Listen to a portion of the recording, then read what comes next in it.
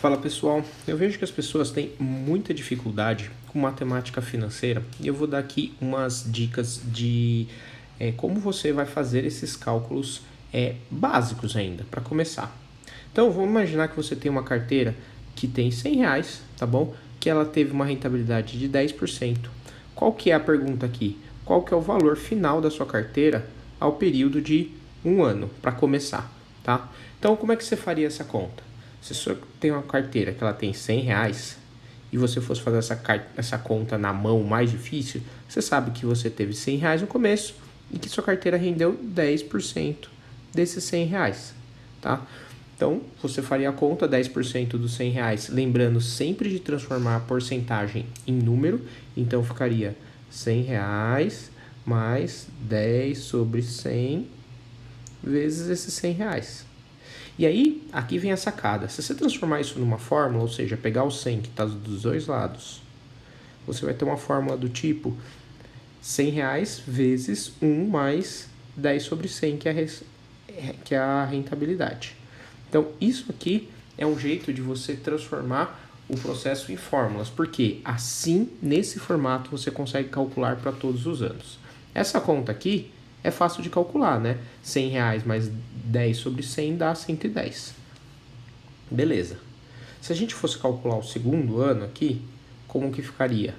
Por 2 anos consecutivos, você teria o mesmo princípio, só que agora a conta começa em R$110 e você soma de novo o mesmo processo. Então você meio que repete a conta. Ficaria R$100 vezes 1 mais 10 sobre 100 vezes 1 mais 10 sobre 100.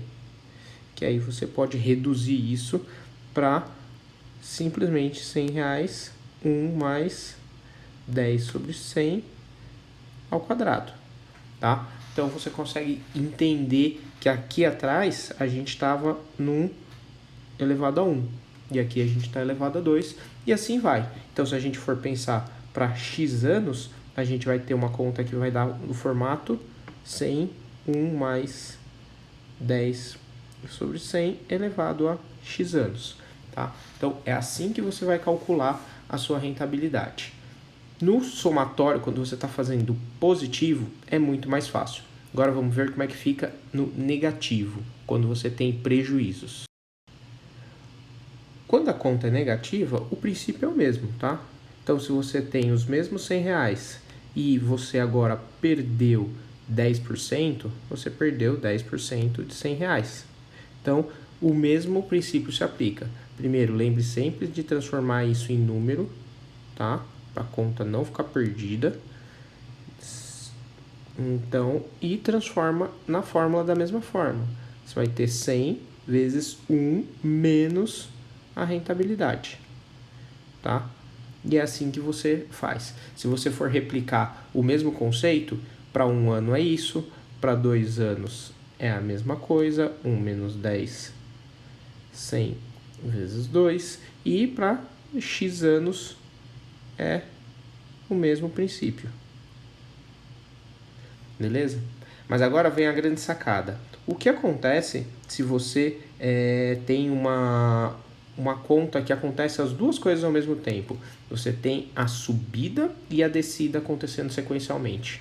Basicamente, você multiplica a subida e a descida. Então, se você teve R$10, 10% de rentabilidade positivo, é 1 mais 10%, tá?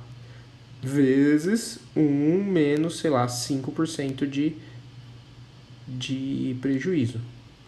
A conta fica assim. Um erro que muita gente comete ao achar que você teve uma rentabilidade positiva de 10 e uma rentabilidade negativa de 5 é somar um com o outro. E aqui o resultado daria 5%, mas quando você faz essa conta aqui, você percebe que não é esse resultado. Essa conta aqui vai dar um resultado de 104,50, que é diferente do 105 esperado nessa conta aqui. Então, fique muito atento a esse tipo de processo, tá? Porque esse tipo de erro, quando acumulado, principalmente quando elevado a vários anos, causa um erro enorme de projeção de rentabilidade de cálculo na sua conta. Beleza? Isso aqui é para começar, mais para frente a gente vai fazer dados mais elaborados.